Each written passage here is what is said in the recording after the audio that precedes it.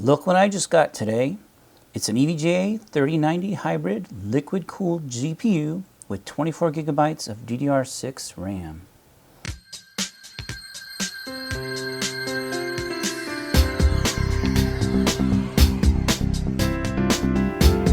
Model is the XC3 Hybrid by EVGA.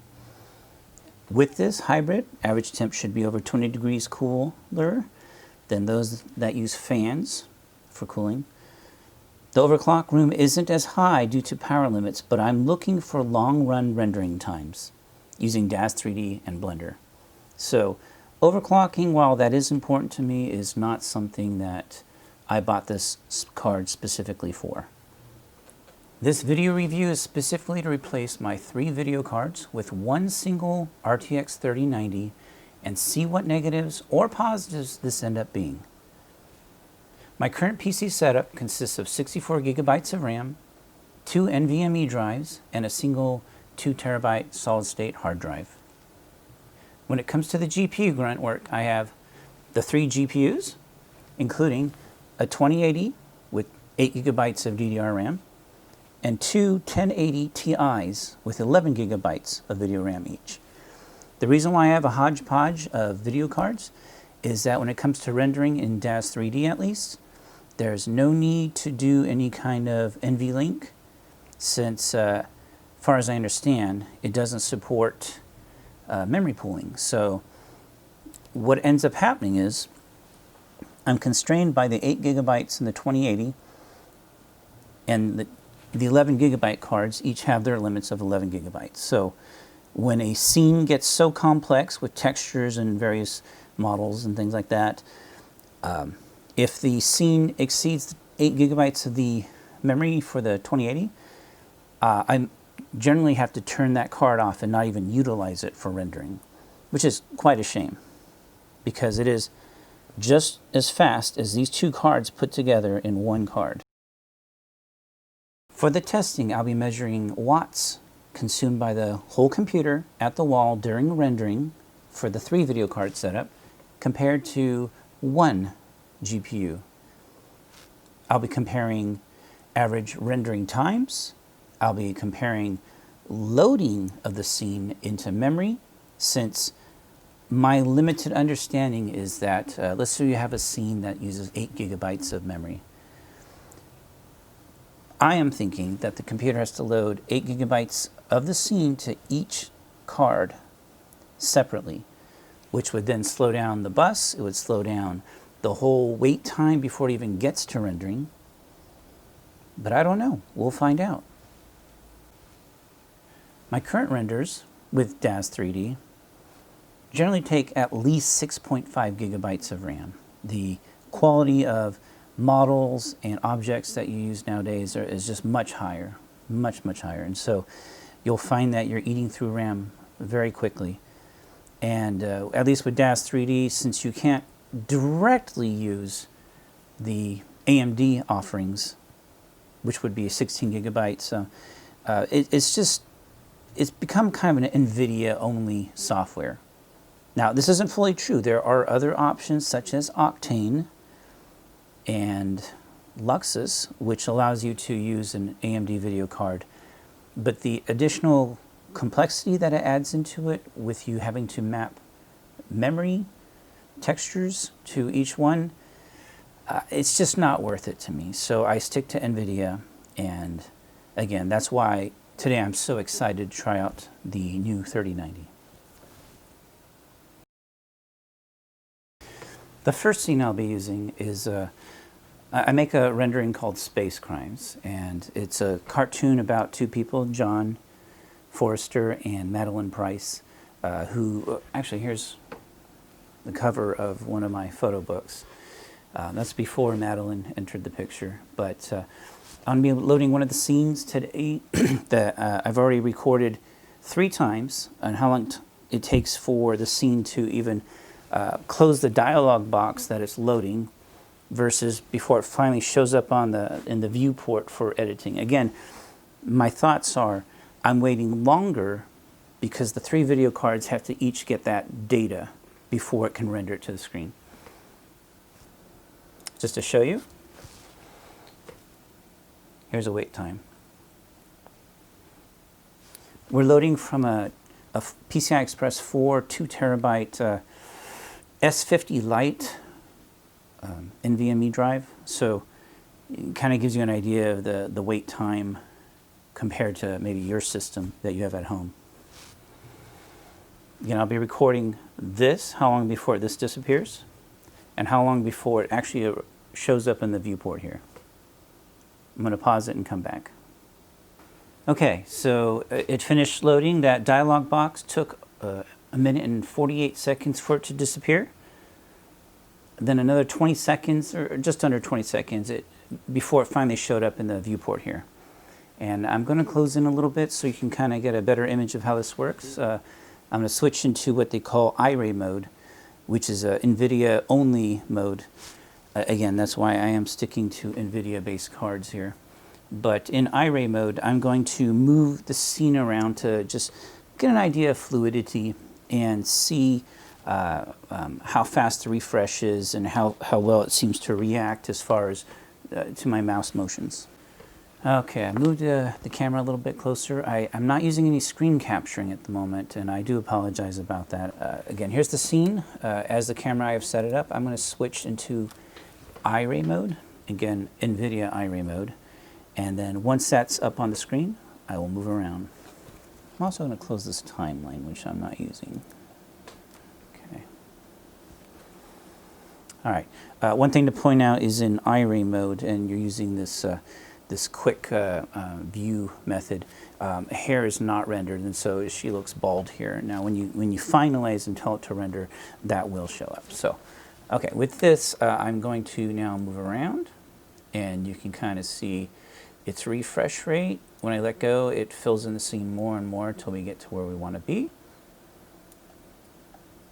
And that gives you a good idea of the scene, the people. I'll zoom in on her face.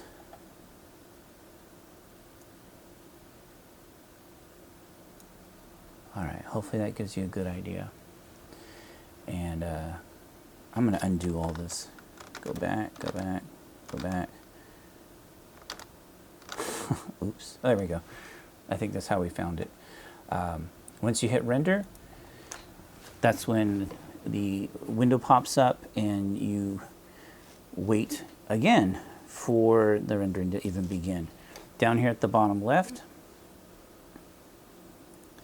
we'll be waiting and waiting. Again, I'm hoping to shave some of this time off and get down to being productive instead of just waiting.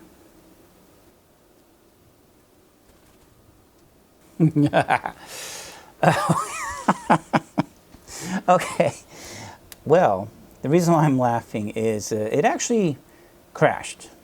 So here's exactly what I'm talking about. Here's Afterburner, and to show you, here's the memory of the 3 different GPUs. So we have 11 gigabytes, 8 gigabytes, and 11 gigabytes. So what happened is, because I left Iray open here in the background, I'm just going to minimize or move that around. Because I left Iray open in the background here, that consumed just enough GPU memory to where when it finally did try to run it, you see it flew up to some number that the video cards could no longer hold within memory. So what happens? This whole scene just crashed. It wasted time. And when you encounter this 1/3 of the time that you're just trying to be productive, it's very frustrating. So I'm gonna close this, and what I'll find is most likely this is no longer responsive. I switched back to a low quality texture shaded mode, and I'm gonna tell it to render once again. And I think what we're gonna find is it just will not from this point, because once we've exceeded that, we've burnt our limitations, it's no longer responsive. So I'm going to speed up this part of the memory video, and we'll see where we're at. Okay, looks like I'm wrong. Looks like it came back from that. kind of strange amounts of memory being used. This one's of the 11 gigabytes on this 1080 Ti. We're using just over 10. Of my 8 gigabyte 2080, we're using just under 8. Of this 1080, I'm not sure why we're only using 4 gigabytes, but if we scroll down, this card is not even being used in the mix. Somehow it crashed out, and the way I can tell is it's using 0% GPU versus the 100 here and 98% here. For those that are unfamiliar with 3D rendering, what happens is the scene is rendered in iterations or passes. I guess it depends who you ask, but as it does each pass, it's filling in more of the ray traced lighting portions of the 3D, and so the longer I would have let this run, the more it would have filled in these dots and the scene looked more real.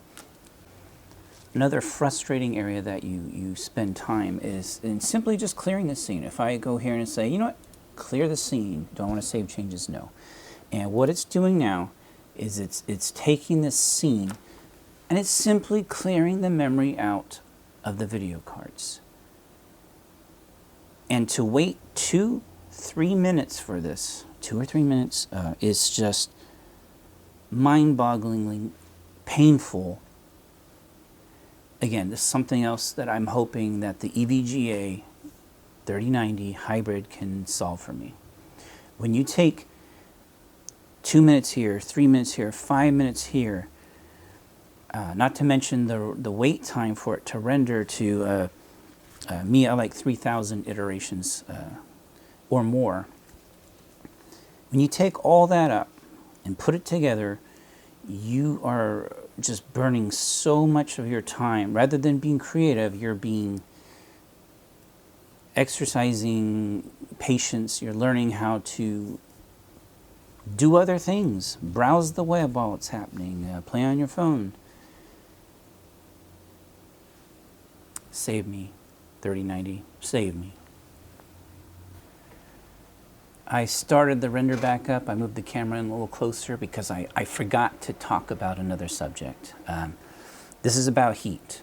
This is where, again, I have 3 video cards. I have a 1080 Ti, a 2080, and a 1080 Ti that has a hybrid water block cooling option. Or I shouldn't say option, it comes with a water block for cooling. And what you'll find is that, again, so let's look at this 1080 Ti. You see its temperature is going up. Now, it was coming down from the earlier render, but it's going back up. So is the 2080 Ti. And as you can see here, the water block one, the hybrid cooling, is much cooler. So again, this is a 1080 Ti. This is a 1080 Ti. So from here to here, you're looking at closer to 30 Celsius difference in temperatures. And why does this matter? Well, it matters because if you look at the speed of these processors, so this GPU, this first 1080 Ti, it's running at 1911 megahertz. And let's look for megahertz here. Okay, so when it first started, it was running at 1949 megahertz. And because it got hot, it's been slowing down. And the longer we let it render, this will drop into the 1800s, and so you start losing 5%, even 10% as it gets even really warm. Or you have it configured where your fans on the GPUs ramp up. Like right now, it's putting off a lot of heat. The 2080, same thing. It started at 1995, and it's already dropped 45 megahertz. But it'll continue. It'll drop into the 1800s as well. This water-cooled one started at 1987, and it's still at 1987 because it's superior cooling. If we go to this one here, the third one with the water block, again, it stayed where I told it to, or where I set it. And that's why I'm hoping this RTX 3090, or actually that's the route I took. I didn't want fans cooling my GPU. I wanted water. And I didn't want to put my own custom water block in there. I wanted it to come all together and not have to stress about it.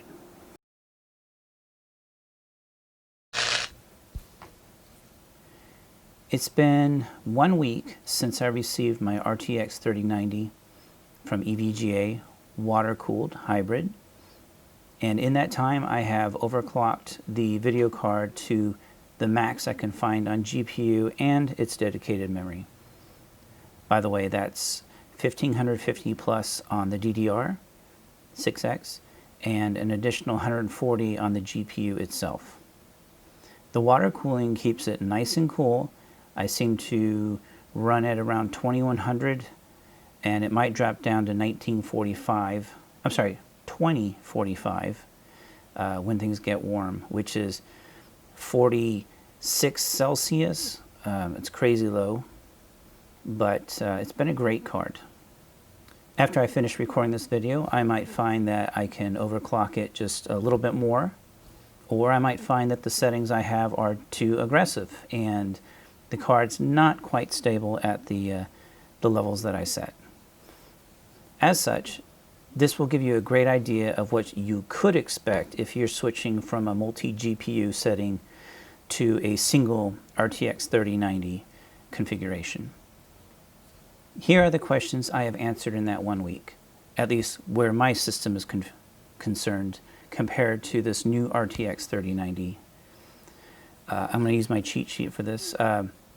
Will 3 cards be slower simply loading a stored scene than the one single RTX 3090?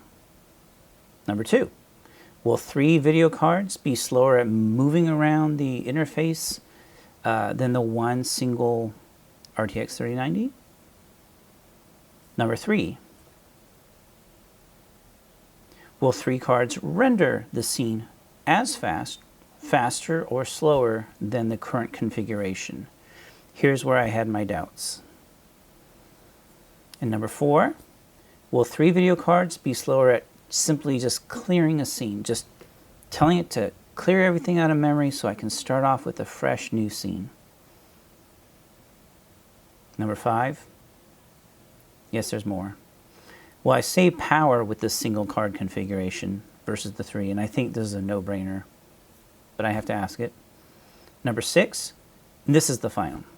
Will I be happier not running into the 8 gigabyte ceiling of dedicated GPU memory, or 11 gigabytes if I eliminate the 2080 from the equation? All right, this first one absolutely blows me away. I thought loading a scene into 3 separate GPUs just so I can start working with the scene would be slower than one RTX 3090. Because think about this, we have to load 8 gigs, maybe even 11 gigabytes of data to each separate card. I'm thinking the CPU, the motherboard bus is just overwhelmed, and I'm paying a penalty. But what did I find out? There is zero difference between the new card and 3 cards. The next question was moving around the interface, if I would feel there's a difference in speed. And while I say yes, there is, little things like switching to this NVIDIA Iray mode and moving my objects around, while it seems faster, I have no proof of that. We'll compare that first one to this next one. I don't know if you remember from here, but simply moving the scene around, I do believe it is faster. The other thing I noticed too is simple little things like taking his arm and bending it upwards or downwards. I felt like this was a painful, excruciating scene to do, and it was also very frustrating. How about that?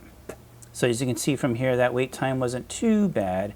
Here, I'll move it back up, and we'll see what happens. Not so bad. What happened is you first saw it render there, then it went away and came back, and that's because it was doing the auto fit that I had configured for the different clothing in this scene. Again, here is the movement. Pretty decent, not bad. I'll zoom in on his face, and we'll make him the focal point. Look around, see what we see. Not bad. Love it. Thank you, RTX 3090. When it comes to rendering, I seriously had my doubts that one simple RTX 3090, while I know it's the most powerful GPU that's available, would be able to compete with the 3 video cards, a 2080 with 8 gigabytes of RAM and 2 1080 Ti's with 11 gigabytes each. But I am wrong. I am seeing in my benchmarks a speed equivalent of 23% as a low increase and up to 38% increase, which is fantastic. I'll take it. Thank you again, RTX 3090. One of the things I questioned at the beginning was whether simply clearing the scene, starting fresh, was going to be any faster. And that normally, I think with most softwares, is not something that you have to even think about. But in this Daz world, this particular scene is about a 2-minute delay from the moment I say clear the scene when I hit Control New and say I'm not going to save this. And it clears the scene. And so, yeah, it seems clear, but it's not done. What it's doing here is it's erasing textures and geometry from the GPU or GPUs, depending on your setup, and you're waiting for that. And though that might seem like a small complaint to wait 2 minutes for that, and the other scene that I don't have on the screen right here is about 4 minutes to clear that scene. It makes you want to just pull whatever hair you have left, just pull it right out. And because you're talking about 2 minutes here, 4 minutes here, another minute here, another minute there, and pretty soon you start realizing how much time you're wasting just trying to get your scene just right. So the next thing we're going to answer is I'm going to bring up my cheat sheet here, so I should have brought this up earlier, huh? Sorry. These are the various tests I was doing, and again, I was doing 3 tests with the older system, and 3 tests, because it was taking forever. 2 tests with no overclocking, 2 tests with overclocked. And by the way, yeah, the difference is, it's very nice. When it came to actual rendering, you were looking at like a 10-minute, 47-minute to get to 1,000 iterations of that Russian spy scene. But with overclocking, we shaved a whole minute off, which is bravo, love it. But that improvement from the old system to the new system was 38.03%. Thank you, RTX 3090. With the Kneeling King, that scene didn't show quite as large of an improvement, but it was 22.84% faster, which I'm very happy about. Instead of getting for 1,000 iterations, it used to take about 20 minutes to get there. With the overclock system, you're looking at about 15 minutes, 15 and a half minutes, or a little bit more. But these are weird numbers, but when no overclocking was applied, it was actually faster in this one particular moment. And I don't know if that's maybe I was browsing in the background or something, and so I'm gonna just chalk it up to as a fluke. But when it came to the first Russian spy, the overclocking definitely was an improvement. Again, almost a whole minute was shaved off, which is great. Instead of 15, 16 minutes worth of rendering time for the old system, we dropped down to just under 10 with the overclocking. Yay.